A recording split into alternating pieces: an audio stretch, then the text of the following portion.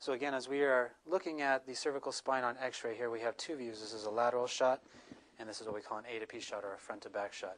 So again, we talked about the cervical spine having 7 vertebrae. This is number 1, 2, 3, 4, 5, 6, and number 7. Typically, the neck should have what we call a lordotic position, or this kind of C shape here.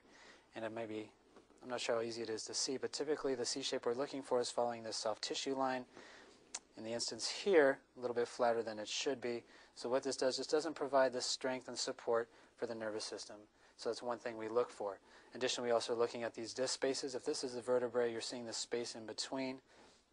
We're looking to see if there's equal disc spaces, because the discs provide basically like a shock absorber, a cushion that allows nerve space to transmit. When they're reduced, that pinches the nerves or encroaches upon them. We also are looking at the back of the vertebral bodies to make sure they're in alignment, not one shooting forward and back relative to one another. If that is the case, then we're dealing with some kind of ligamentous instability.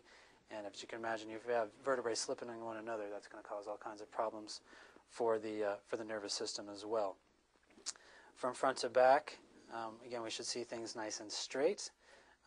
When we see things that are curved or rotated, those are direct indications, obviously, of, as we talked about before, impingement upon the nervous system.